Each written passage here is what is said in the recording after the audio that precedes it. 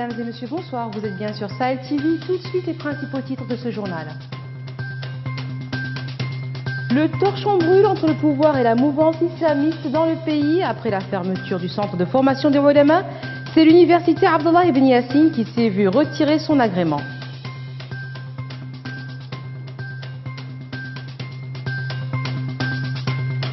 Le mariage des mineurs en Mauritanie, un phénomène qui mobilise les associations œuvrant pour les droits de l'homme. Ces dernières demandent des peines dissuasives contre les tenants de cette pratique d'un autre âge. Les questions sécuritaires en Afrique. Le sujet était aujourd'hui discuté lors d'un sommet des chefs d'État en marge de l'Assemblée générale de l'ONU.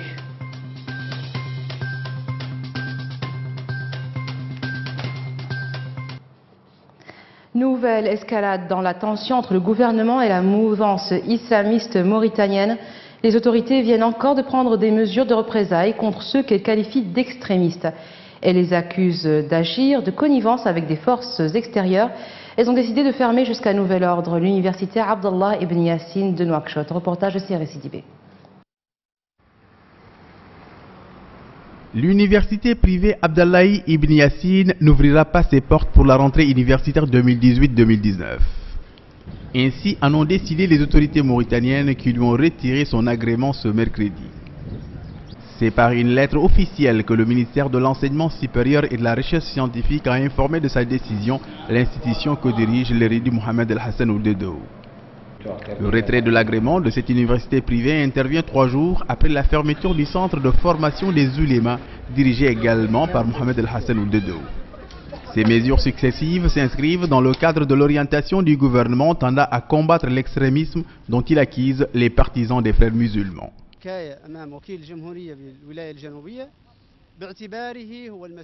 Nous avons déposé une plainte auprès du procureur de la République de Nouakchott Sud en tant que responsable de l'application de la loi dans la zone où se situe le centre.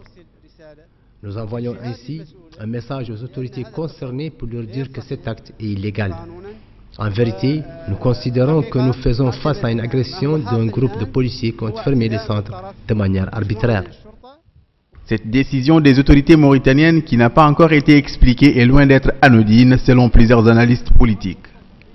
Elle intervient dans un contexte de vive tension entre le pouvoir et le parti du courant islamiste dit modéré.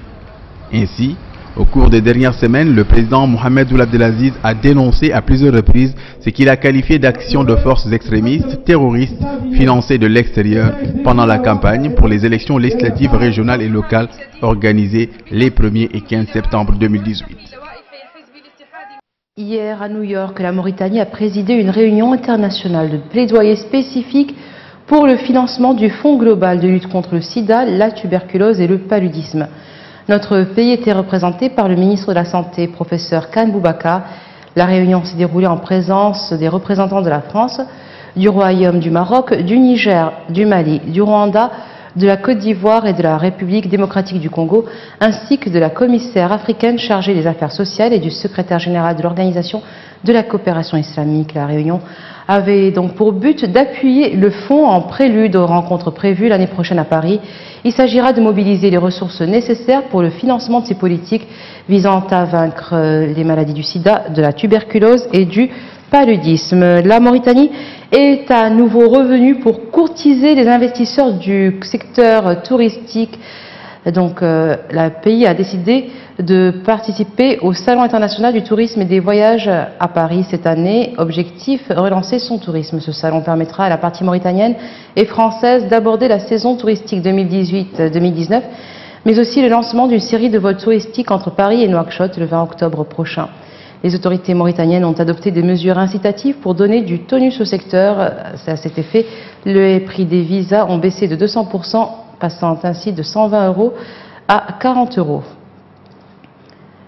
Les pratiques traditionnelles néfastes persistent en Mauritanie. Parmi celles-ci, le mariage des filles mineures. Les stratégies et plans d'action mis en œuvre par les autorités publiques demeurent insuffisants. Les organisations des droits de l'homme appellent les pouvoirs publics à plus de fermeté dans l'application des lois répressives pour l'abandon de ces pratiques d'un autre âge. Retour à CRSIDB. Le mariage des mineurs est une entorse aux droits de l'enfant. La Mauritanie est signataire d'un ensemble d'arsenal juridiques qui promeut les droits de l'enfant. Le droit à l'éducation, à la santé, à la dignité et au respect de l'intégrité physique et morale de l'enfant. Mais dans les faits, le droit de l'enfant n'est pas toujours respecté. Le mariage des enfants est l'un des fléaux qui touchent les mineurs, notamment les jeunes filles. Dans le cadre de la lutte contre le mariage des enfants, le ministère des Affaires sociales, de l'enfance et de la famille, depuis les années 2014, a mis en place une commission interministérielle chargée de la lutte contre le mariage des enfants, qui a élaboré un plan d'action, un programme national et des programmes régionaux. Ces programmes visent essentiellement à communiquer auprès de la population des messages très simples qui portent sur que l'enfant ou la fille particulièrement, selon le point de vue médical et le point de vue religieux, c'est-à-dire parce que cette commission est multisectorielle, il y a le ministère de la Santé, des gynécologues, des imams désignés par le ministère des Affaires islamiques, de l'enseignement original et tous les autres secteurs. Cette commission, y compris des sociologues, des spécialistes du travail social, donc a fait un plan d'action, et ce plan d'action porte essentiellement sur la problématique à ce que l'enfant avant 18 ans est en âge de développement et son corps est en voie de développement et ne permet pas vraiment à cet âge, à la fille, certaines c'est-à-dire difficultés peuvent être rencontrées lors de grossesse quand l'enfant n'a pas encore l'âge de maturité. Il y a eu certes une évolution visible et remarquable dans l'éradication du mariage des mineurs, une pratique qui compromet leur avenir en les exposant à la maladie et à la pauvreté. Mais comme toute pratique sociale, le mariage des mineurs a la peau dure. Elle continue encore d'impacter négativement la vie de plusieurs jeunes filles, notamment en milieu rural. Les oulémas, les ONG, les médias, l'État et ses partenaires ont pourtant pris à bras le corps la problématique à travers des ateliers de sensibilisation pour dénoncer la dangerosité de cette pratique dans notre âge. Hier à Nouakchott, plus de 20 migrants ont forcé l'entrée des locaux de l'organisation ALPM qui relève de la représentation de l'Agence des Nations Unies pour les réfugiés. Les personnes qui ont forcé l'entrée des locaux sont à majorité des Centrafricains. Ils ont séquestré les employés de l'institution à l'intérieur des locaux, aux côtés de migrants sénégalais et syriens venus à la représentation pour retirer leurs documents après que leur situation ait été réglée. Ces personnes réclament le règlement de leur situation en tant que réfugiés légaux en Mauritanie. Une unité de la police est intervenue pour rétablir l'ordre avant d'entrer dans les locaux, procéder à l'arrestation des migrants s'y trouvant et faire évacuer les lieux. Le financement des forces de maintien de la paix en Afrique et des forces régionales et sous-régionales africaines d'intervention telles G5 Sahel et la MINUSMA, autant de sujets qui étaient aujourd'hui à l'ordre du jour d'un sommet des chefs d'État africains et occidentaux à New York en marge de l'Assemblée générale des Nations Unies. Antonio Guterres, le secrétaire général des Nations Unies, appelle à soutenir ces forces africaines à travers un financement planifié, adéquat et viable. Sidi Ahmed Beilato.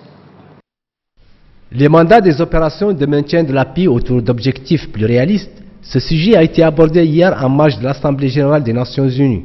L'articulation entre opérations africaines et missions onusiennes sur le continent africain a également dominé les discussions.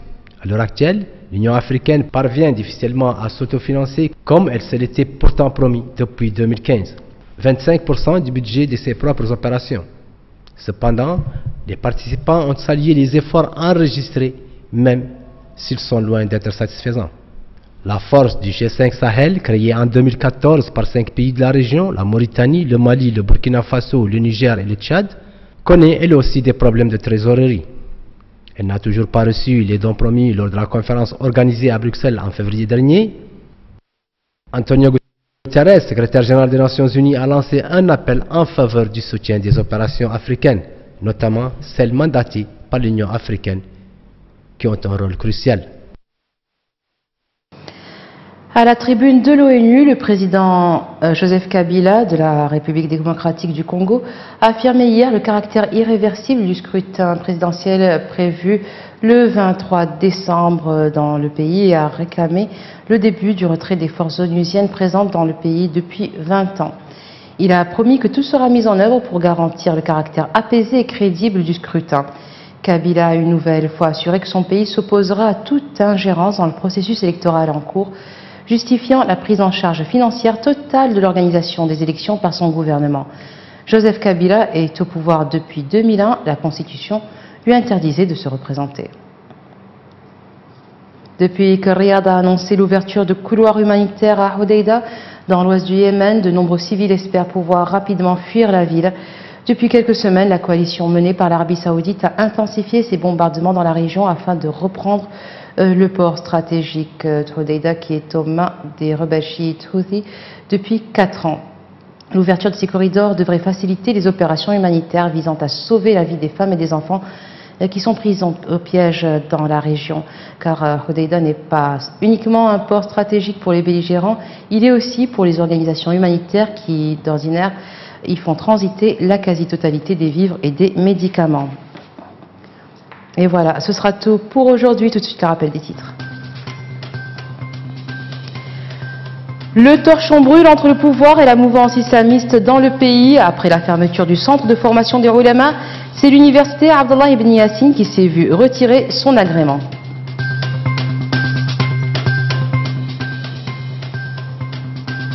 Le mariage des mineurs en Mauritanie, un phénomène qui mobilise les associations œuvrant pour les droits de l'homme. Ces dernières demandent des peines dissuasives contre les tenants de cette pratique d'un autre âge.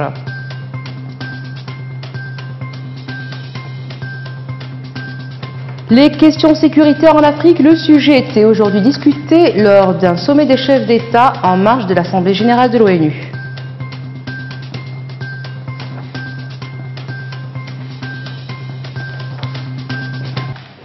Merci d'être resté avec nous. Excellente fin de soirée sur Sahel TV.